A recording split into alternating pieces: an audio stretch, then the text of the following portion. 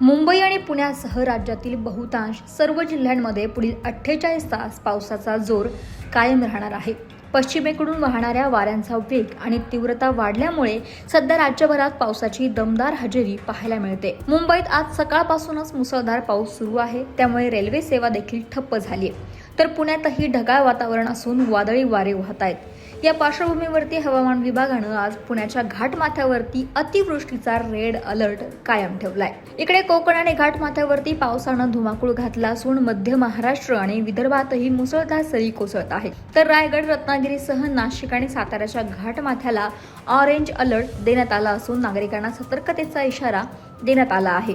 दुसरीकडे मुंबई, ठाणे आणि विदर्भातील काही जिल्ह्यांमध्येही पावसाचा जोर राहण्याचा अंदाज वर्तवण्यात आलाय.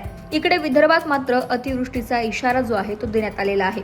पुढील 24 तासामध्ये अमरावती, भंडारा, गडचिरोली आणि नागपूर जिल्ह्यांमध्ये काही ठिकाणी मुसळधार ते अतिवृष्टी होण्याची शक्यता वर्तवण्यात आली आहे. त्यामुळे नागरिकांनी सतर्क राहावे आणि प्रशासनानं दिलेल्या सर्व सूचनांचे तंतोतंत पालन करावे असे आवाहन करण्यात आले.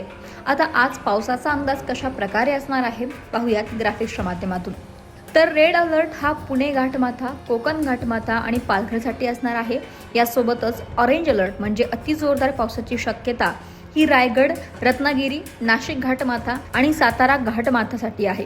तर येल्लो अलर्ट हा मुंबई, ठाणे, सिंधुदुर्ग, कोल्हापूर घाटमाथा, अकोला, यवतमाळ, चंद्रपूर आणि गडचिरोलीसाठी असणार आहे.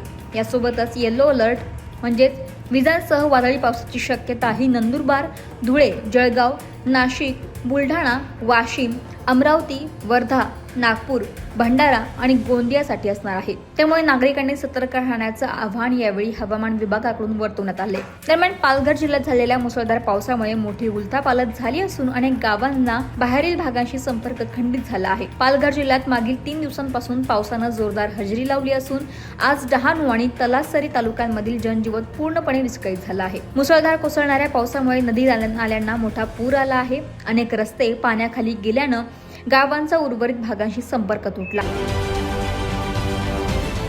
महाराष्ट्रातील सर्व बातम्यांचे विश्वासार्ह व्यासपीठ.